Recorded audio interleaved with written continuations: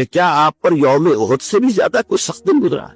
ان کے ہوش میں ظاہر بات ہے یوم احد حضور مجروح ہوئے، زخمی ہوئے، دندان مبارک شہید ہوئے، خون کا فوارہ چھوٹا، آپ پر بے ہوشی طاری ہوئی، آپ کی زبان مبارک سے ایک بددعا بھی نکل گئی، کیف یہدی اللہ قوما خضبوا وجہ نبیہم بالدم، اللہ اس قوم کو کیسے ہدایت دے گا جس نے اپنے نبی کے چہرے کو خون سے رنگیت بنا دیا، خون سے رنگ دیا۔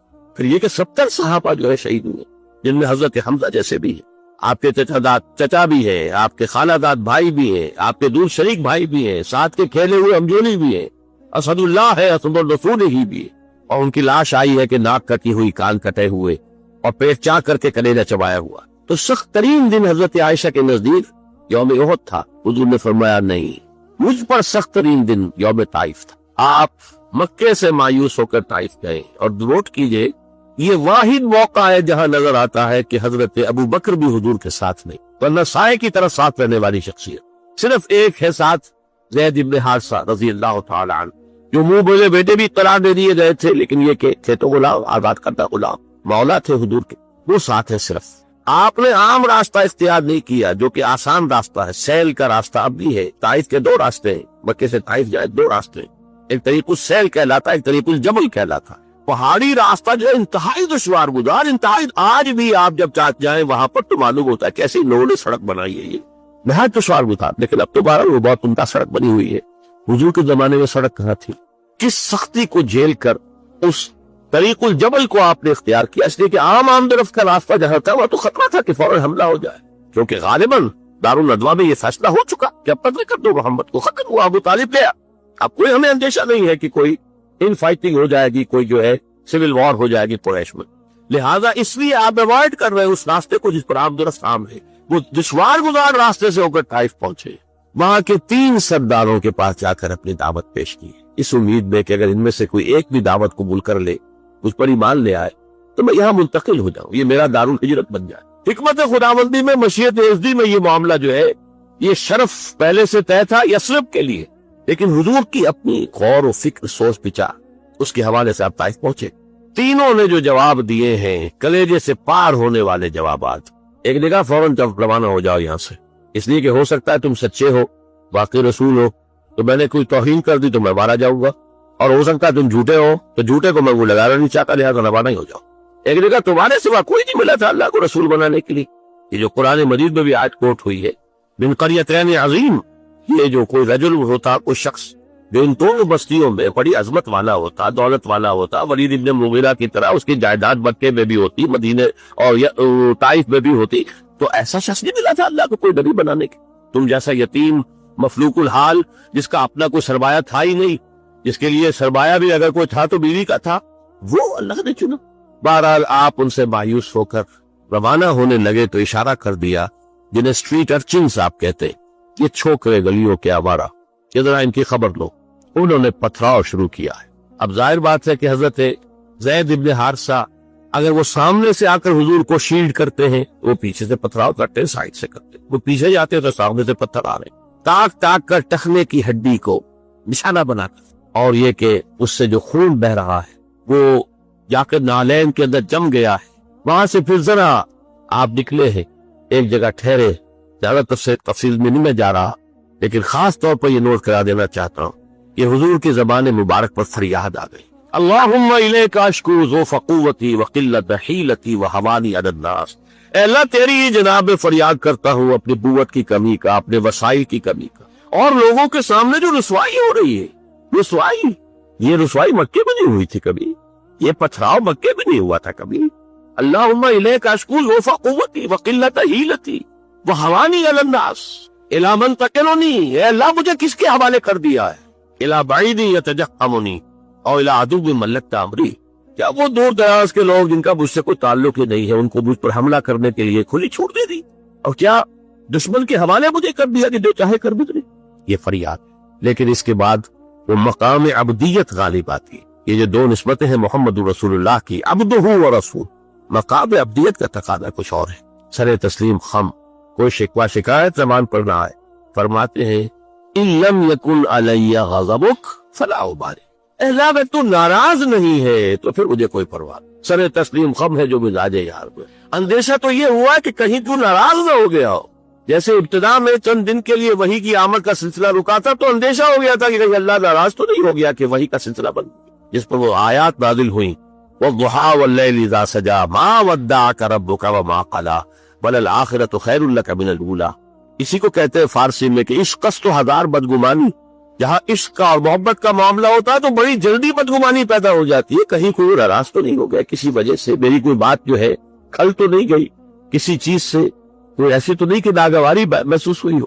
تو ان لم یکن علی غضبک فلا ابالی، اگر غضب نہیں ہے تیرا، ناراض نہیں ہے تو پھر مجھے کوئی پرواہ نہیں.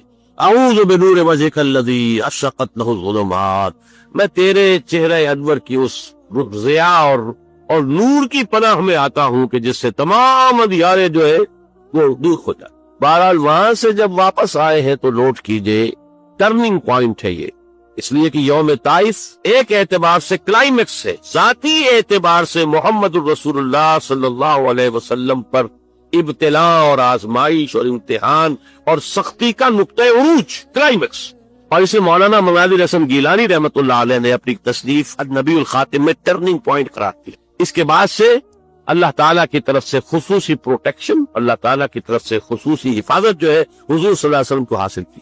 لیکن یہ کہ فوری طور پر طائف سے واپسی کے بعد معاملہ یہ ہوا ہے. عالم اسباب میں حضور کا معاملہ یہ تھا کہ آپ داخل نہیں ہو سکتے مکے میں، کیا کریں، وہاں قتل کا فیصلہ ہو چکا، داخل ہوں گا کوئی قتل کر دے گا، اور جب دارالندوا میں فیصلہ ہو چکا ہو تو کوئی اس کے اوپر جرم نہیں، کوئی اس کے اوپر الزام نہیں، کوئی مقدمہ نہیں بنے گا. طائف گیا تھا خالی ہاتھ لوٹ رہا ہوں. عالم اسباب، اب نوٹ کیجیے جو نقطہ میں واضح کرنا چاہتا ہوں کہ حضور کی ساری جدوجہد عالم اسباب میں قدم و قدم زمین پر چل کر ہوئی. عالم اسباب کے وہ استعمال کرتے ہوئے ایک مشرک کو، کافر کو پیغام بھیجتے ہیں اگر تم مجھے امان دے دو، اپنی امان میں لے لو تو میں مکے میں آ جاؤں. مجھے وہ بتا چکا ہوں قبیلے کی بات یہ ہوتی ہے، ایک سے امان دے دی تو سب کی طرف سے امان. اس نے انکار کر دیا. پھر زید ابن حارثہ کو دوسرے کے پاس بھیجا، اس نے بھی انکار کر دیا. تیسرا شخص وہ شریف النفس تھا مطعم بن عدی، اس کے پاس جب پیغام پہنچا اس نے کہا ٹھیک ہے آپ میری امان میں آ جائیے. آپ نے فرمایا یوں نہیں، آؤ اور لے کر جاؤ. اس کی وجہ کیا ہے کہ میں اگر ایسے ہی مکے میں داخل ہو جاؤں فوراً مجھ پر حملہ کر کے ختم کر دیں تو لوگ تو کہیں گے ہمیں کیا پتا تھا کہ مطعم بن عدی نے امان دی ہے، لہٰذا آؤ اور لے کر جاؤ. اس درجے اسباب جو ہے دنیاوی، یہ عالم اسباب ہے، اور یہاں جو جدوجہد کرنی ہے اس عالم اسباب کے اندر رہتے ہوئے کرنی ہے، ان اسباب کو بروئے کار لا کر کرنی ہے، انہیں استعمال کر کے کرنی ہے. لہذا آپ نے ایک مشرک کافر کی امان لینی قبول کی، اور پھر وہ مطعم بن عدی آیا ہے ہتھیار سجا کر، 6 بیٹے ساتھ لے کر، 6 بیٹے ہتھیاروں سمیت، اور کہتا ہوا میں نے محمد کو امان دی ہے، آج سے محمد میری امان میں، تب مکے میں جا. یہی وجہ ہے کہ حضور کو اتنا پاس تھا اس کے اس احسان کا. غزوہ بدر میں جب 70 قیدی قریش کے حضور کے ہاتھ میں تھے، اسیران بدر، حضور نے فرمایا تھا کہ اگر آج مطعم بن عدی زندہ ہوتا اور وہ سفارش کرتا تو میں ان 70 کے 70 کو چھوڑ دیتا بغیر کسی فتنے. لیکن یہ کہ مطعم بن عدی کا اس دوران انتقال ہو چکا تھا، وہ اسی حالت کفر و شرک کے اندر مر گیا. میں نے کچھ جھلکیاں آپ کو دکھائی ہیں. یہ 10 برس ہیں. حضور کا جو انقلابی جد و جہد کا عرصہ ہے وہ 20 برس کا ہے. عرب میں انقلاب کی تکمیل جو ہے سن 8 ہجری میں ہو گئی. مکہ فتح ہو گیا، طائف فتح ہو گیا، حنین میں فتح حاصل ہو چکی، عرب میں انقلاب ہو گیا. لہذا 12 برس مکے کے اور 8 برس مدینے کے شامل کر لیجئے، 20 برس. ان 20 کو 2 حصوں میں تقسیم کیجئے، 10 سال ادھر 10 سال ادھر. پہلے 10 سال کا حاصل یہ ہے جو میں نے آپ کے سامنے رکھ دیا کہ کل 125 یا 150 افراد ایمان لائے. آپ کی یہ حیثیت نہیں تھی کہ آپ مکے میں اپنے بل پر ان his own right آپ قیام کر سکتے، لہذا آپ نے ایک کافر اور مشرک کی امان لی. یہ ہے 10 برس کی محنت شاقہ کا حاصل. اگلے 10 برس میں وہ انقلاب جس تیزی کے ساتھ مکمل ہوا، اسی سال جبکہ طائف سے واپس آئے، حج کے ایام میں آپ پھر رہے ہیں مختلف وادیوں میں جہاں حاجی ٹھہرے ہوئے ہیں. یثرب کے 6 حاجی آپ کو مل گئے، ان کے سامنے آپ نے اپنی دعوت رکھی. وہ خزرج کے قبیلے سے تھے. مدینے میں یہودی چونکہ یہ کہا کرتے تھے کہ نبی آخر زمان کا ظہور ہونے والا ہے، ان قریب جو ہے آخری نبی کا ظہور ہوگا. اور جب ان کے جھگڑے ہوتے تھے اوس اور خزرج سے یہودیوں کے، اور مار کھاتے تھے ان سے، جیسے منیے اگر ان کا کوئی جھگڑا ہو جاتا تھا گاؤں میں تو ظاہر بات ہے مار تو ان کا مقدر تھی، ایسے ہی وہ مار کھاتے تھے. لیکن کہتے تھے کہ ابھی تو تم ہمیں دبا لیتے ہو، لیکن دیکھو नबी आखिर ज़मां का ज़हूर का वक्त करीब है, जब हम उनके साथ होकर तुमसे लड़ेंगे तो तुम हमें शिकस्त नहीं दे सको। ये कानों में उनके बातें पड़ी हुई थी। लिहाजा जब हुजूर ने अपनी दावत पेश की, उन्होंने कनखियों से एक दूसरे को देखा।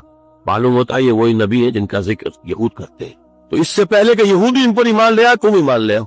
कुछ 6 आदमी ईमान ले। अगले साल उन्होंने छोटी बहुत जो भी दावत दी होगी उसके नतीजे में पारा आ गए। अब इन्होंने कहा कि हमें कोई मुबल्लिग दीजिए, कोई मुअल्लिम दीजिए, मुकरी दीजिए जो कुरान हमें पढ़ाए। आपसे तो हमारी मुलाकात अब 1 साल बाद होगी, इसलिए कि अरब में सफर करना कोई आसान काम था। हर वक्त खतरा कत्लो गारत का, काफिले लुट रहे पिट रहे। तो वो तो जो अशुरे हुरम होते थे, हज के महीने, उनमें अमन व अमान होता था, कोई किसी को तंग नहीं करता था, कोई कत्ल और गारत करी नहीं। तो अगले साल मुलाकात होगी। तो आप हमें दीजिए कोई मुकरी पढ़ाने वाला। पूरा इनाम पूरा फाल बनाने मैंने दीवाना जदन हजरत मुसअब बिन उमैर को हुजूर ने मुअय्यन किया, वो सब जाओ। वो चले गए। कुछ अरसे के बाद एक और को भेज दिया, हजरत अब्दुल्ला इब्न उम्मे मक्तूम नाबीना साहब। इन दो ने वहां जाकर 1 साल में जो दावत और तबलीग का काम किया, कुरान पढ़ाया लोगों को। हजरत मुसअब का नाम ही पड़ गया अल मुकरी, वो आया उस्ताद पढ़ाने वाला। उसके नतीजे में अगले साल 75 अफराद आ गए और बैत अक़बा सानिया हो गई, जिसके नतीजे में हिजरत का रास्ता खुल गया यस्रिब की तरफ। औस और खज़रज के बड़े बड़े लोग मौजूद थे इन दोनों इस 75 अफराद के अंदर। तो मालूम हुआ कि दोनों कबाइल ले गोया के बहसत मजबूरी इस्लाम की तरफ पेशकदमी कर ली। लिहाजा अल्लाह ताला की वो मशीयत इस तौर से पूरी हुई कि फिर हिजरत हुई मदीने की। और ये कि पहले हुजूर ने बकिया साहबा को इजाजत दे दी, खुद मुंतज़िर रहे जब तक कि एक्सप्रेस परमिशन ना आ जाए अल्लाह की तरफ से। इसके ज़िमन में भी एक वाक़या जरूर सुना देना चाहता हूँ। हज़रत अबू बकर हुजूर के साथ सफर के लिए बिल्कुल तैयार, पूछ रहे हुजूर इजाजत आ गई? नहीं, अभी नहीं आई। अगले रोज फिर आई इजाजत? नहीं आई। हज़रत आयशा फरमाती है, एक दिन अजीब हमने देखा, दोपहर के वक्त अपने चेहरे और सर के ऊपर कपड़ा आपने ओढ़ा हुआ है पूरी तरीके से। बहुत गैर मामूली बात, दोपहर में अरब में किसी के यहाँ जाना और विजिट करना जो है ये न आज जो है कोई पसंदीदा बात है, न पहले कभी थी। ये कैलूरे का वक्त है। हज़रत आयशा कहती है, हम हैरान हुए कि हुजूर चले आ रहे। अब आकर आपने पहली बात ये फरमाई कि अबू बकर इजाजत आ गई है हिजरत की। हज़रत अबू बकर बहुत खुश हुए। उन्होंने अपने तौर पर 2 ऊँटनियां तैयार की हुई थी, खिला पिला के खूब फरबा बोटा किया हुआ था ताकि तेज दौड़े और सफर हिजरत में वो ऊँटनियां काम आए, एक अपने लिए एक हुजूर के लिए सल्लल्लाहु अलैहि वसल्लम। तो उन्होंने खुशी के अंदाज में कि अब शाबाश मिलेगी कि तुमने वाकईतन तैयारी की, एहतमाम किया। तो अर्ज किया कि हुजूर मैंने ये 2 ऊँटियां तैयार कर रखी। जरा सा तवक्कुफ फरमाया, ठीक है, एक मैं इस्तेमाल करूंगा लेकिन मैं उसकी कीमत अदा करूंगा। रो पड़े हजरत अबू बकर कि हुजूर मुझसे रही है मुगायरत, लेकिन ये थी गैरत मोहम्मद रसूलुल्लाह सल्लल्लाहु अलैहि वसल्लम। बहरहाल वो सफर हुआ और उसके बाद फिर आपकी इस जिद्दोजहद का दूसरा दौर शुरू। मेरे लिए ये मुमकिन नहीं है कि उस पूरे इनकलाबी अमल को यहाँ बयान करूं। इस मक्की दौर में दावत, तरबियत और तज़किया, तंजीम और सबर महज 4 चीजें बैक वक्त चली है। सबर महज क्या था कि इस दौर में ये तैयारी का दौर है, जब तक कि हमारे पास इतनी ताकत नहीं है कि कुफ्र के सामने आमने सामने खड़े होकर मुकाबला करें। उस वक्त तक अगर तुम पर कोई ज्यादती की जाए तो झेलो और बर्दाश्त करो और सब्र करो, कोई जवाबी कार्रवाई न करो। ये इंतहाई समझिए कि क्रूशल था मामला हुजूर की कामयाबी का और हुजूर की दूर अंदेशी का, मामला फैबी का। कुरान मजीद में वही जली में कोई ऐसा हुक्म नहीं आया था। वो तो हुक्म जो है उसका तस्करा आता है सूरह निसा के अंदर के एक वक्त था जबकि तुमसे कहा गया था कि कुफू ऐदियकुम, अपने हाथ बंधे रखो। उस वक्त तो कुछ लोग कहते थे कि हमें जंग की इजाजत नहीं चाहिए। अब आज जबकि जंग फर्ज कर दी गई है, कुछ लोग हैं कि जो उससे नहीं कतरा रहे। वहां ये जिक्र सूरह निसा में आया है, मक्की सूरतों में कहीं इसका जिक्र। अब ये भी मुमकिन है कि वही खफी के जरिए से अल्लाह ने यह हुक्म दिया। हुजूर पर सिर्फ वही जली नहीं आती थी, वही खफी भी आती थी। लेकिन उससे ज्यादा करीने कयास ये कि हुजूर का अपना तदब्बुर था, हुजूर की अपनी तदबीर थी, हुजूर की अपनी सोची समझी राय थी कि कोई इनकलाबी जमात जबकि अभी वो थोड़ी है, तादाद में कम है, कुव्वत में कमी है, अगर वो वायलेंट हो जाए तो कुचल दी जाएगी। वो वायलेंट नहीं है तब भी सताए जा रहे हैं, मारे जा रहे हैं, उन्हें घरों में बंद किया जा रहा है, उनको भूखा रखा जा रहा है, गुलामों के ऊपर तशद्दुद किया जा रहा है। 2 हज़रात को तो शहीद भी कर दिया गया, हज़रत सुमैया और हज़रत यासिर रज़ी अल्लाह तआला अन्हुमा, मियां बीवी। लेकिन यह कि जब इस हालत में ये कर रहे हैं जबकि हमारी तरफ से कोई जवाबी कार्रवाई नहीं, कोई रिटेलिएशन नहीं, अगर कहीं कोई جوابی کارروائی ہو جائے تو پورا جواز مل جائے گا انہیں کہ وہ ہمیں کراش کرتے رکھتے. یہ انتہائی حکیمانہ فعل، انتہائی مدبرانہ انداز. We have to buy time, ابھی تو ہمیں وقت چاہیے کہ ہم اپنی دعوت و تربیت کے ذریعے سے اپنے بیس کو، اپنی طاقت کو وسیع کریں، مضبوط کریں، مستحکم کریں. جس کو علامہ اقبال نے کہا ہے کہ با لشہ درویشی در ساد و دمادم زن، درویشی کا انداز اختیار کرو، اس سے موافقت اختیار کر لو اور پھر اس پر لگے رہو، کوشش کرتے رہو. آخر دعوت و تبلیغ بھی تو درویشی ہوتی ہے. پھر یہ کہ درویش کو اگر آپ نے تھپڑ مار دیا تو جواب میں آپ کو تھپڑ نہیں مارے گا، یہی درویشی ہے. بدھ مت کے بھکشو ہے، ظاہر بات ہے کہ ان کے آپ کو خلاف اقدام بھی کریں گے، وہ جوابی کارروائی نہیں کریں گے. تو دعوت و تبلیغ، تربیت و تزکیہ، تنظیم اور صبر محض، no retaliation, no raising of hands even in self defence, چاہے تمہارے ٹکڑے اڑا دے. حضرت خباب بن الارض سے کہا گیا اتارو کرتا، اتار دیا. دیکھتے ہوئے انگارے زمین میں بچھا رکھے، پہلے ان کی نگاہوں کے سامنے، لیٹ جاؤ، لیٹ گئے. حکم ہے محمد عربی کا صلی اللہ علیہ وسلم. ورنہ ایک آدمی ڈیسپریٹ ہو جائے کہ یہ تو مجھے زندہ کے کباب بنانے چلے ہیں، اور وہ کوئی اقدام کرے تو 2-4 کو مار کر تو مرے گا نا. ڈیسپریٹ آدمی. بلی کو بھی اگر آپ کارنر کر لے اور اسے محسوس ہو کہ اب اس نے میرے لیے کوئی راستہ نہیں چھوڑا ہے بھاگنے کا، وہ آپ پر حملہ ہو جائے گی. بلی تو ایک انسان، اسے یہ معلوم ہو جائے کہ یہ تو مجھے بھولنے لگے زندہ کو، تو وہ اگر کوئی کارروائی کرے گا تو 1-2 کو تو مار کر مرے گا نا. لیکن نہیں، اجازت نہیں. تو یہ جو 12 برس ہے مکے کے، یہ دعوت و تبلیغ، تربیت و تزکیہ، تنظیم، جس کا کلائمیکس ہے بیعت عقبہ ثانیہ، جس میں کہ حضور نے عہد دیا، بایعنا رسول اللہ صلی اللہ علیہ وسلم علی السمع والطاعۃ فی العسر والیسر والمنشط والمکرہ وعلی عصرۃ علینا وعلی لا ننازع امر اہلہ وعلی ان نقول بالحق اینما کنا لا نخاف فی اللہ لومۃ لائم. ہم نے بیعت کی تھی اللہ کے رسول سے کہ آپ کا ہر حکم سنیں گے اور مانیں گے، اطاعت کریں گے، خواہ مشکل ہو خواہ آسان ہو، خواہ طبیعت آمادہ ہو خواہ ہمیں اپنی طبیعتوں پر جبر کرنا پڑے، خواہ آپ دوسروں کو ہم پر ترجیح دے دیں، اور جنہیں بھی آپ امیر بنائیں گے، ذمہ دار بنائیں گے، ان سے بھی جھگڑیں گے نہیں، ان سے تعاون کریں گے، اور جہاں بھی کہیں ہوں گے حق بات اور صحیح مشورہ ضرور پیش کر دیں. یہ بیعت تھی، اس کی بنیاد پر ایک عظیم تنظیم وجود میں آئی. اور یہ صبر محض، یہ 4 مراحل تھے اس امر کے، اس انقلابی جد و جہد کے، جو مکے میں پورے ہو گئے. مدینے میں آ کر 6 مہینے آپ نے لیے 3 کاموں کے لیے، جس کو کہیں گے ہم انٹرنل کنسولیڈیشن. مسجد نبوی کی تعمیر جو ایک مرکز بن گیا، اب یہ دار الندوہ بھی ہے، دار المشاورہ بھی ہے، یہ دار العبادہ بھی ہے، دار الصلاۃ بھی ہے، یہی دار التعلیم بھی ہے، یہی دار التزکیہ بھی ہے، دار الاحسان بھی ہے. خانقاہ کہہ لے، دستگاہ کہہ لے، تربیت گاہ کہہ لے، عبادت گاہ کہہ لے، حکومت کا مقام کہہ لے، مشورے کی جگہ کہہ لے، پارلیمنٹ ہاؤس کہہ لے، یہ سب مسجد نبوی ایک مرکز وجود میں آ گئے. نمبر 2، انصار اور مہاجرین کو بھائی بھائی بنانا، تاکہ یہ 2 حصے، ہماری جماعت، اسلامی جماعت کے 2 حصے مربوط ہو گئے. نمبر 3، یہودیوں کے ساتھ بھی ایک معاہدہ کر کے انہیں جکڑ لینا، جوائنٹ ڈیفنس آف مدینہ، کہ اگر مدینے پر باہر سے حملہ ہوا تو سب مل کر دفاع کریں. یہ تھی آپ کی.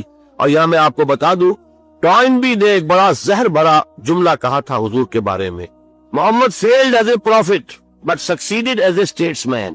محمد نبی کی حیثیت سے تو ناکام ہو گئے، مکے میں جو نقشہ تھا، دعوت ہے، تبلیغ ہے، تربیت ہے، تزکیہ ہے، صبر ہے، یہ تو تھا وہ واقعی جو نبی کام کیا کرتے تھے. وہی جو حضرت عیسیٰ نے 3 سال کیا، وہی کام تھا نا. پر دیر ہی فیلڈ، ناکام ہو گئے، بھاگے وہاں سے. ان کا کہنا یہ فلائٹ ٹو مدینہ کہتے ہیں، فرار، مدینے کی طرف فرار.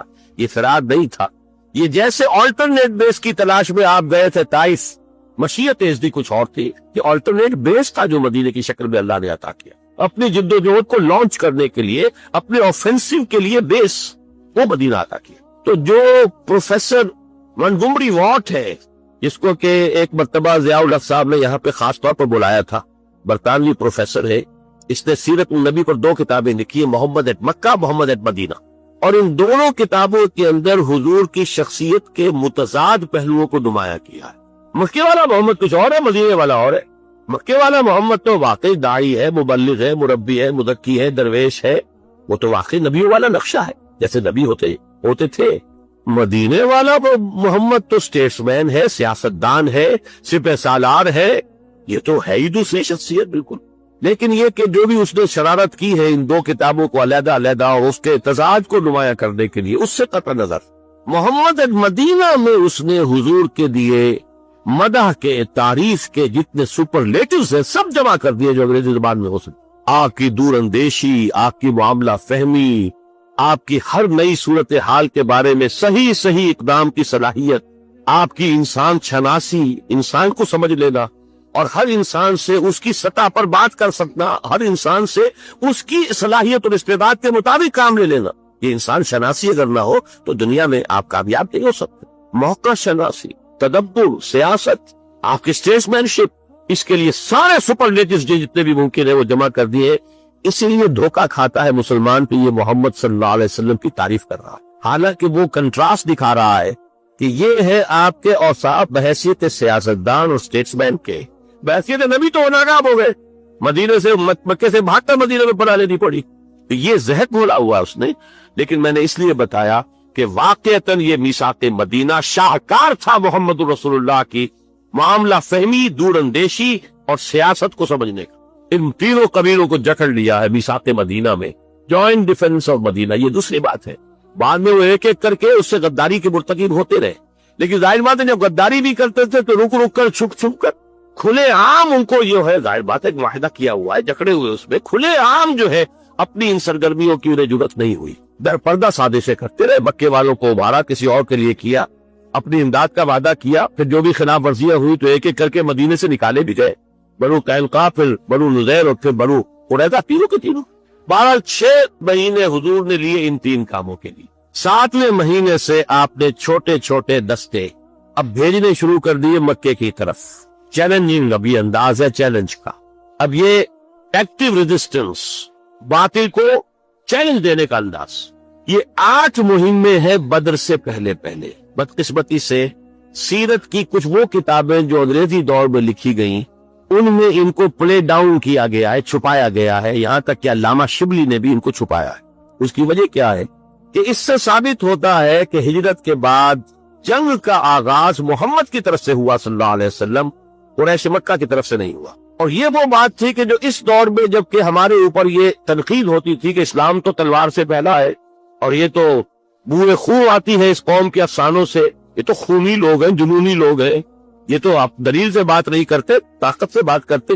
یہ چونکہ مسلسل پروپیگنڈا ویسٹ کی طرف سے ہو رہا تھا تو ہمارا انداز ہو گیا تھا اپولوجیٹک. نہیں جناب، حضور نے تو جنگ جو کی دفاعی کی ہے، صرف وہ تو انہوں نے آغاز کر دیا تھا تو آپ نے دفاع کیا. یہ حالانکہ 100% غلط. اس کی وجہ کیا ہے؟ حضور کو اللہ نے بھیجا تھا دین کو غالب کرنے کے لیے. آپ مکے سے مدینے آ کر وہاں کی جو نخلستانوں کی ٹھنڈی چھاؤں میں آرام کرنے تو نہیں آئے تھے صلی اللہ علیہ وسلم. وہ تو تھا اپنی اس جدوجہد کے اگلے مرحلے کو، اس کے آفینسو کو لانچ کرنے کے لیے ایک بیس ہے جو اللہ نے عطا کیا. آپ تو زیادہ سے زیادہ وہ 6 مہینے ویٹ کر سکتے تھے تاکہ وہاں اپنی پوزیشن کو مستحکم کر لیں. اس سے زیادہ جو ہے آپ کے لیے ممکن ہی نہیں تھا، لہذا آپ نے آغاز کیا. سلسلہ آپ کی جانب سے شروع ہوا. 8 مہمیں بدر سے پہلے ہیں جن میں 4 میں حضور خود بھی شریک ہوئے، لہذا وہ غزوات کہلائیں گے، اور 4 وہ تھے جن میں حضور نہیں گئے تو وہ سرایا کہلاتے ہیں. اور اس کی تفصیل میں نہیں جا سکتا اس وقت، لیکن ان مہموں کا مقصد کیا تھا ایک لفظ پہلے استعمال کر چکا ہوں، قریش کو چیلنج کرنا. اب 2 لفظ اور سمجھ لیجئے، اکنامک بلاکیڈ آف مکہ، کیونکہ ان کا سارا جو معاملہ تھا معاش کا، وہ تجارتی قافلے جاتے تھے، شمال کی طرف قافلہ جاتا تھا، شام کی طرف وہ بدر سے ہو کر گزرتا تھا. بدر ظاہر بات ہے مکے سے 80 میل کے فاصلے پر ہے اور مدینے سے اور مکے سے 200 میل کے فاصلے پر، لہذا یہ زد میں تھا مسلمانوں کی. ادھر جو قافلہ جاتا تھا یمن کی طرف وہ نخلا سے ہو کر گزرتا تھا، حالانکہ وہ تو مدینے سے اور بھی زیادہ دور ہے، مکے سے بھی زیادہ دور، مکے سے جنوب مشرق کی طرف جا رہے. وہاں بھی آپ نے ایک مہم بھیج دی، نخلا کے اندر بھی مہم بھیج دی. مقصد کیا تھا کہ قریش کو یہ بتا دینا کہ اب تمہاری لائف لائن ہمارے ہاتھ میں ہے. اس کو کہتے ہیں جدید اسلام میں economic blockade of Mecca. Number 2، دوسری اصطلاح پولیٹیکل آئسولیشن آف قریش. حضور خود جہاں بھی گئے ان 4 مہموں کے دوران تو وہاں کے جو علاقائی قبائل تھے ان سے آپ نے معاہدے کر لیے، یا تو وہ پہلے الائی تھے قریش کے، اب ہو گئے حضور کے، یا یہ کہ انہوں نے نیوٹرلٹی کا معاملہ کیا کہ ہم نہ آپ کا ساتھ دیں گے قریش کے خلاف، نہ قریش کی مدد کریں گے آپ کے خلاف. لیکن دونوں کا نتیجہ کیا نکلا؟ zone of political influence of Quraysh was diminishing and zone of political influence of Muhammad صلی اللہ علیہ وسلم was increasing. قرآن مجید میں مکی صورتیں جو درمیانی دور کی ہیں ان میں یہ آیت آپ کو ملتی ہے، نَأْتِي الْأَرْضَ نَنْقُصُهَا مِنْ أَطْرَافِهَا ہم زمین کو چاروں طرف سے گھیرتے ہوئے لا رہے ہیں مکے کی طرف۔ مکی دور میں وہ کیا تھا کہ ان قبائل میں بھی اسلام پھیلنا شروع ہو گیا تھا، اور گویا کہ اب مکے کی طرف اسلام جو ہے دوسرے قبائل سے پیش رفت کر رہا۔ اب اس کی شکل کیا بنی ہے کہ حضور نے جب ان قبائل کے ساتھ معاہدے کر لیے تو پولیٹیکل انفلوئنس جو ہے حضور کا بڑھتا چلا گیا اور قریش کا گھٹتا چلا۔ اس پر تنگ آمد بجند آمد، قریش کا وہ 1000 کا لشکر نکلا ہے۔ اس کا جو ایکسائٹنگ کازز ہوئے تھے وہ 2 ہو گئے تھے، ایکسائٹنگ کازز فوری۔ ایک تو جو نخلا میں آپ نے گروہ بھیجا تھا اس کی مٹ بھیڑ ہو گئی ایک تجارتی قافلے سے جو قریش کا تھا، ایک مشرک مکے والا مسلمانوں کے ہاتھوں مارا گیا، ایک کو انہوں نے اسیر بنایا لے آئے اور مال تجارت بھی لیا۔ اب شور مچیا مکے میں کہ محمد کی یہ جرت کہ اس کے آدمیوں نے ہمارا آدمی مار دیا۔ یہ پہلا قتل ہے جو ہجرت کے بعد ہوا۔ کفار کی طرف سے ہجرت کے بعد سے لے کے تاحال کوئی قتل نہیں ہوا، پہلا قتل ہوا ہے مسلمانوں کے ہاتھوں ایک مشرک کا۔ ثانیاً جب حضور نے پیچھا کیا تھا قریش کے قافلے کا جو ابو سفیان لے کر جا رہا تھا یا جا رہے تھے کہنا چاہیے کیونکہ بعد میں ایمان لے آئے صحابی ہے، اس وقت تک وہ کافر تھے، مشرک تھے، تو حضور نے پیچھا کیا تھا لیکن وہ نکل گئے تھے جلدی سے۔ اب وہ واپس آ رہا تھا قافلے کو لے کر، اسے اندیشہ ہوا اب قافلہ جو ہے وہ تو لدا پھندا ہے، 1000 اونٹ کے اوپر مال تجارت لدا ہوا، سمجھیے کروڑوں کا سامان ہے۔ اس نے SOS کال بھیجی، 2 کام کیا۔ ابو سفیان نہایت اسٹیٹس مین، نہایت مدبر انسان تھے۔ ایک طرف قریش کو کال بھیج دی SOS کال کہ مجھے خطرہ ہے محمد سے اور ان کے آدمیوں سے کہ وہ حملہ کریں گے اور ہمیں لوٹ لیں گے، لہذا مدد بھیجو۔ دوسری طرف راستہ بدل دیا خود، بجائے بدر سے ہو کر گزرنے کے نیچے اسفل منکم جو آیا ہے سورہ انفال میں، وہ نیچے یعنی ساحل کے ساتھ ساتھ ہو کر گزر گئے۔ لیکن وہاں جو کال پہنچ گئی تھی ادھر سے ابو سفیان کی کال پہنچ گئی، ادھر سے وہ لوگ روتے پیٹتے ہوئے آگے، چیختے چلاتے ہوئے، کپڑے پھاڑتے ہوئے کہ محمد کے آدمیوں نے ہمارا ایک آدمی مار دیا۔ اس کے نتیجے میں قریش کے جو ہاکس تھے ان کا پلڑا بھاری ہو گیا ڈفس پر۔ یہ 2 اصطلاح آدمی جدید ہیں، ہر قوم میں اس طرح کے لوگ ہوتے ہیں، ہمارے ہاں بھی آج یہ صورت موجود ہے۔ کچھ لوگوں پہ رائے یہ ہے کہ خرچے بادہ باد لڑ رہے ہو بھارت کے ساتھ، وہ ہاکس ہیں اس وقت۔ نتائج کیا ہو سکتے ہیں اس کے بارے میں زیادہ سوچنے کی وہ تکلیف گوارا نہیں کرتے۔ جوش ہے، خروش ہے، ولولہ ہے۔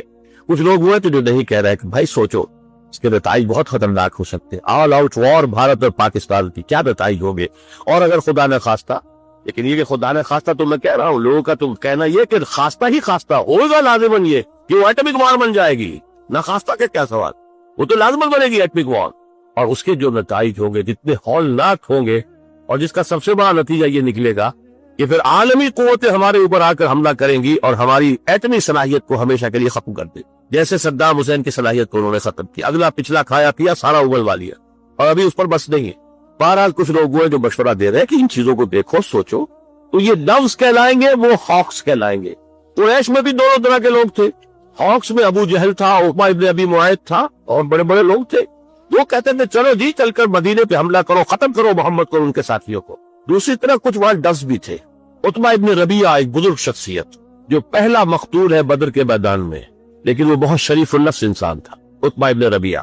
حکیم ابن حزام، وہ تو شاید اندر کھاتے ایمان بھی لا چکے ہو لیکن ظاہر نہیں کیا تھا انہوں نے، بہت شریف انسان، وہ کہتے تھے کہ بھائی نہیں، اب وہ بلا ہمارے سر سے ٹل گئی ہے۔ عتبہ ابن ربیعہ کا قول آپ کو سنا رہا ہوں کہ دیکھو وہ بلا ہمارے سر سے ٹل گئی، محمد ان کے ساتھی چلے گئے، اب تم محمد کو عرب کے حوالے کر دو، عرب سے مراد بقیہ عرب، اس لیے کہ محمد تو چین سے بیٹھنے والے نہیں ہیں، انہوں نے اپنی دعوت پھیلانی ہے، تو جو رد عمل ہمارا ہے وہی ہوگا۔ سارے کے سارے عرب کے لوگ جو ہے بت پرست ہیں، مشرک، اگر ان سے کشمکش ہوئی محمد کی، تو اگر محمد ان پر غالب آ گیا صلی اللہ علیہ وسلم تو ہمارا کیا جائے گا؟ خید و کرشی نا، ہمارا اپنا بھائی ہے نا، وہ یا کہ قریش کی حکومت قائم ہو جائے گی پورے عرب پر، اور اگر بقیہ عرب نے محمد کو ختم کر دیا صلی اللہ علیہ وسلم تو جو تم چاہتے ہو وہ ہو جائے گا، اور تمہیں اپنی تلواریں اپنے بھائیوں کے خون سے رنگین نہیں کرنی پڑے گی۔ آخر محمد کون ہے؟ بنی ہاشم میں سے ہے۔ ابو بکر کون ہے؟ وہ آخر تمہارے قبائل میں سے ہے۔ عمر کون ہے؟ بنو عدی میں سے ہے۔ ابو بکر بنو تین میں سے ہے۔ آخر یہ لوگ کون ہوں؟ خود ابو سفیان کا، خود عتبہ ابن ربیعہ کا بیٹا ادھر ہے، حذیفہ، یہ سارے جو ہے آپس کے رشتے ہیں تمہارے۔ حضرت ابو بکر حضور کے ساتھ تھے، بیٹا عبد الرحمن ادھر سے آیا تھا لڑنے کے لیے، اور اس نے کہا بھی تھا کہ ابا جان بدر میں ایک موقع پر آپ میری زد میں آ گئے تھے، میں نے آپ کو چھوڑ دیا، رعایت کی آپ کے ساتھ۔ جب حضرت ابو بکر نے جواب دیا تھا کہ بیٹے یہ تم نے اس لیے کیا کہ تم کفر کے لیے، باطل کے لیے لڑ رہے تھے، خدا کی قسم اگر تم کہیں میری زد میں آ جاتے میں کبھی نہ چھوڑتا۔ تو اس نے یہ کہا عتبہ بن ربیعہ نے کہ ہم اپنی تلواریں اپنے بھائیوں کے خون سے رنگی، اس سے بہتر ہے عرب جو ہے باقی نمٹ لے کے ختم کر دیں گے، اور اگر ان کا پلوا باری ہو جائے تو اس کے معنی کیا ہوں گے؟ پورے جزیرہ نما عرب پر ہماری حکومت قریش کی ہوگی نا۔ لیکن جب یہ دو چیزیں آ گئی تو اب یہ جو ڈوز تھے وہ بے بس ہو گئے۔ ہاکس جو ہے انہوں نے تیاری کی، تبل بجایا، 1000 کا لشکر تیار کر کے کیل کھادے سے لیستے پڑے۔ اس میں بھی ایک بات بتا دوں، جب عین بدر کے میدان میں پہنچ گئے، ادھر سے حضور بھی اپنی 313 کی نفری لے کر آ گئے، انہیں پیغام پہنچ گیا کہ ہمارا قافلہ تو بچ کے نکل گیا، پہنچ گیا وہ تو مکے، اس کے لیے کوئی اندیشہ نہیں رہا۔ حکیم ابن حزام آتے ہیں، عتبہ ابن ربیعہ وہی شریف النفس انسان، کہتے دیکھیے ہمارا قافلہ تو بچ کے نکل گیا ہے، اب لڑائی کی کیا ضرورت ہے؟ آپ کی حیثیت ایسی ہے کہ آپ اگر چاہیں تو یہ خوریزی روک سکتی ہے۔ دونوں مل کر آئے، ہاک جو ہاک اعظم تھا سب سے بڑا، ابو جہل اس کے پاس، جب عتبہ نے یہ بات پیش کی اور ساتھ ہی یہ کہا کہ وہ جو ہمارا ایک آدمی قتل ہو گیا تھا محمد کے آدمی اس کے ہاتھوں صلی اللہ علیہ وسلم، اس کی دیت، اس کا خون بہا میں ادا کر دیتا ہوں، باقی یہ کہ ہمارا قافلہ تو بچ کے نکل ہی گیا ہے تو خواہ اس خوریزی سے جو ہے ایوائڈ کریں، واپس چل۔ ابو جہل نے ایک تو بلایا اس کے بھائی کو جو مقتول تھا کہ تمہارا جو بدلہ ہے وہ تمہارے ہاتھ سے جا رہا ہے، اور اس نے اپنے کپڑے پھاڑے اور چیخ ماری، اور جو بھی عرب کا رواج تھا کہ مجھے تو قصاص چاہیے، بدلہ چاہیے، مجھے کوئی خون بہا نہیں چاہیے۔ اور پھر تانا دیا اس نے کہ عتبہ شاید تم پر بزدلی طاری ہو گئی کہ تمہارا اپنا بیٹا حذیفہ جو ہے وہ سامنے مقابلے پہ۔ اب یہ بہت بڑا تانا تھا عرب کے لیے، شریف النفس اور شریف النسب جو ہے، اس نے کہا اچھا اب یہ کل معلوم ہوگا کہ کون بزدل ہے اور کون بہادر۔ چنانچہ اگلے دن سب سے پہلے عتبہ میدان میں آیا ہے، اپنے بھائی کو لے کر، شیبہ کو، اپنے بیٹے ولید کو لے کر مبارزت ہوئی۔ ادھر سے 3 انصاری صحابی نکلے، پوچھا کون ہو تم لوگ؟ ان کا انصار مدینہ میں سے، کہ نہیں ہمیں تم سے کوئی سروکار نہیں، ہمیں اپنے لوگوں سے لڑنا ہے، برابر کے لوگ چاہیے۔ اس پر پھر حضرت حذیفہ نکلنے لگے اپنے باپ کے مقابلے، تو حضور نے روک دیا اشارہ کرتے، پھر حضرت علی، حضرت حمزہ اور حضرت عبیدہ، یہ 3 افراد نکلے، عبیدہ ابن حارث، اور پہلا قتل حضرت حمزہ کے ہاتھوں عتبہ، وہی جو جنگ روکنا چاہتا تھا لیکن تانا برداشت نہیں کر سکا کہ یہ معلوم ہوتا ہے تم بزدلی دکھا رہے ہو کہ بیٹا مقابلے میں ہے۔ بہرحال اس کو اللہ تعالیٰ نے جو فتح عطا فرمائی اپنی نصرت خصوصی سے، اس کو یوم الفرقان قرار دیا گیا۔ یہاں سے حضور صلی اللہ علیہ وسلم کی انقلابی جدوجہد آخری مرحلے میں داخل ہو گئی، آرمڈ کانفلکٹ، مسلح فساد، اور یہ 6 سال جاری رہا۔ وہ 12 سال دعوت و تبلیغ، تربیت و تزکیہ، تنظیم اور صبر محض، کیپ یور ہینڈز فولڈڈ، کفوا ایدیکم، وہ مکے کے 12 برس تھے۔ یہاں آ کر 1.5 برس لیا آپ نے، پہلے 6 مہینے internal consolidation of position at Medina, اور پھر اس کے بعد تقریباً 1.5 سال یہ تھے وہ جو آپ نے انیشیٹو لیا اور مہمات بھیجی، اور جو 8 مہم میں بھیجی، جن کے نتیجے میں پھر یہ آرم کانفلکٹ شروع ہوا۔ گویا کہ سانپ کو بل میں سے نکالا گیا، اور یہ میں جان بوجھ کر کہہ رہا ہوں، مکہ حرم ہے، وہاں جا کر حملہ اور وہاں جا کر کشت و خون جو ہے وہ پسندیدہ شے نہیں تھی۔ قریش کو وہاں سے نکالنا ایسے ہی تھا جیسے کہ سانپ کو نکال کر باہر لے آیا جائے اور پھر اس کی گردن کچلی جائے۔ چنانچہ میدان بدر میں 70 قریش کے چوٹی کے سردار مارے گئے، کمر ٹوٹ کر لے۔ البتہ اس کے بعد ظاہر بات ہے جو میں نے کہا 6 سال کی جنگ، یہ ہے کنٹینیوس وار، یہ جن کو ہم جانتے ہیں یہ بیٹلز ہیں، battle of Badr, battle of Uhud, battle of trenches, غزوہ بدر، غزوہ احد، غزوہ احزاب وغیرہ وغیرہ، غزوہ بنی المصطلق، غزوہ خیبر، غزوہ فلاں، یہ غزوات ہیں، جنگ مسلسل۔ لیکن چونکہ محمد رسول اللہ صلی اللہ علیہ وسلم نے پوری تیاری کی تھی، افراد کو تیار کیا تھا، ان کا تزکیہ کیا تھا، ان کے اندر وہ ولولہ پیدا کر دیا تھا کہ ہر عبادت آباد جانے تک دینے کے تیار، نظم کا خوگر بنا دیا تھا، پھر ان کی للہیت اس درجے کو پہنچ چکی تھی کہ شہادت ہے مطلوب و مقصود مومن، نہ مال غنیمت نہ کشور کشانی۔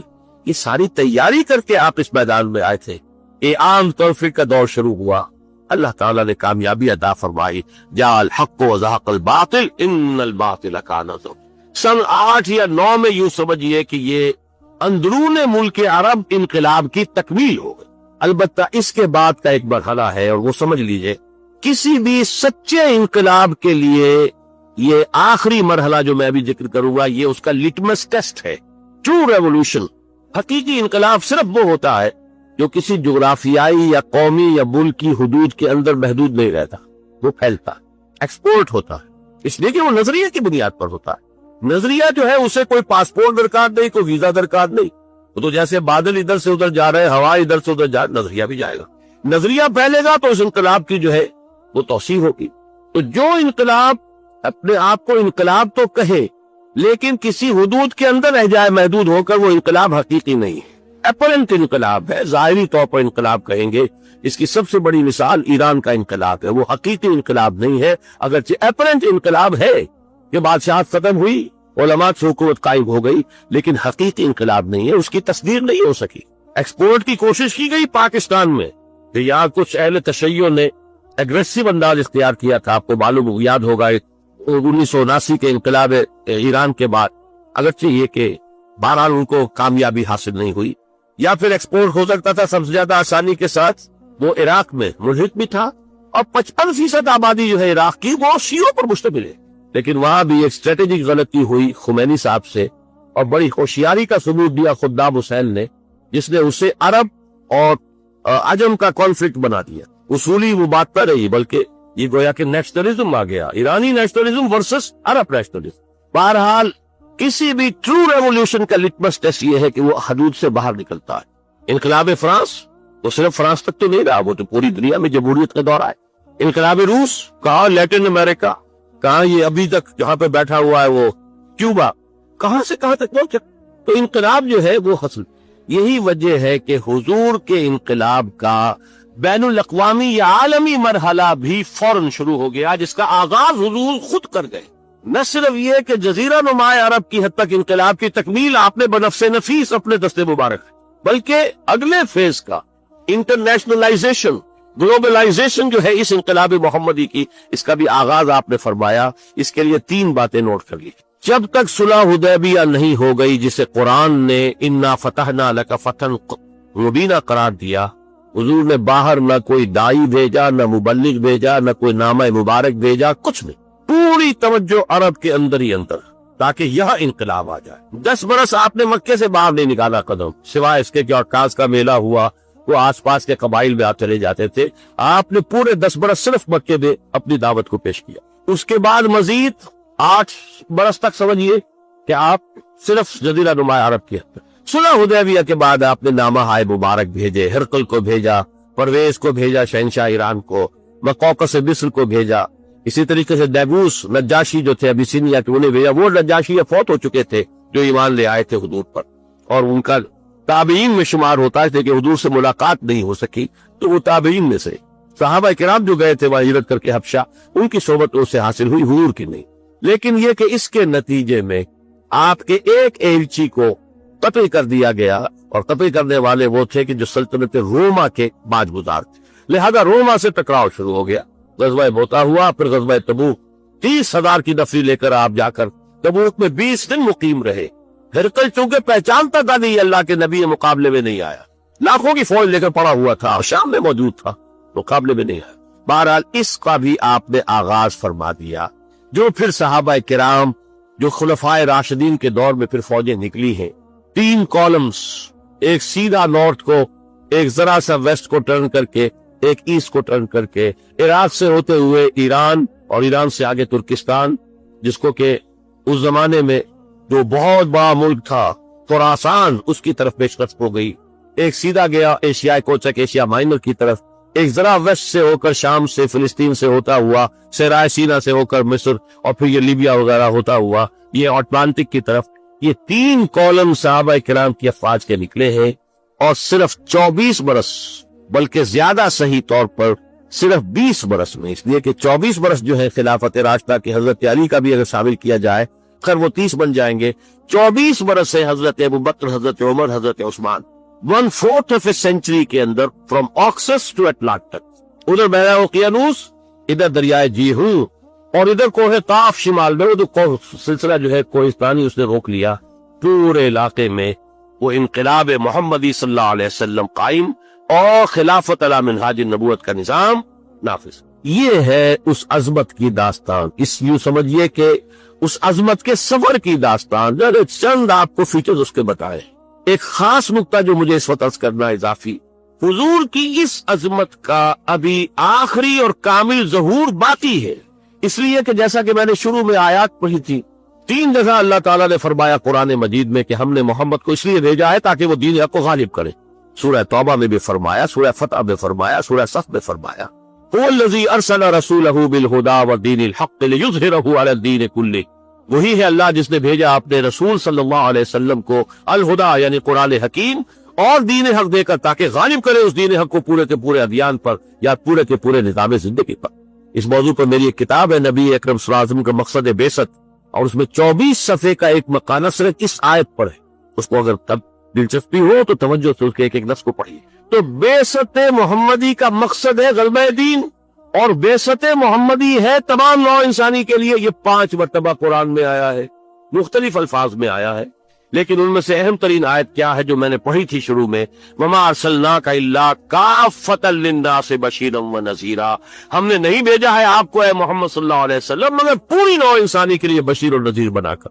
اس صغرا کبرا کو جوڑ لیجئے تو بعثت محمدی کا مقصد بتمام و کمال صرف اس وقت پورا ہوگا جبکہ کل روئے ارضی پر اور پورے عالم انسانیت پر اللہ کا دین حق غالب ہو جائے، ورنہ وقت فرصت ہے کہاں، کام ابھی باقی ہے، نور توحید کا اتمام ابھی باقی، وہ دور آئے گا۔ اور اس وقت اصل میں حضور کی بعثت کا مقصد بتمام و کمال پورا ہوگا۔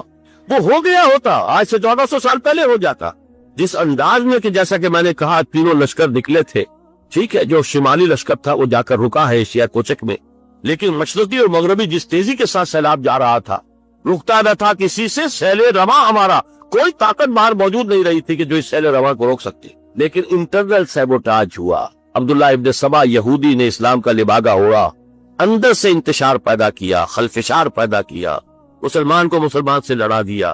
حضرت عثمان کی شہادت اور اس کے بعد 4 برس تک مسلمانوں کی خانہ جنگی، جن میں 1 لاکھ مسلمان ایک دوسرے کی تلواروں اور نیزوں سے ختم ہو گئے۔ موشن ٹوٹ گیا گاڑی کا، پروسیس جو ہے ریورس ہونا شروع ہو، لیکن یہ ہونا ہے، اور اس کی خبر دی ہے محمد رسول اللہ صلی اللہ علیہ وسلم، اور قرائن یہ بتا رہے ہیں کہ اب وہ وقت دور نہیں ہے۔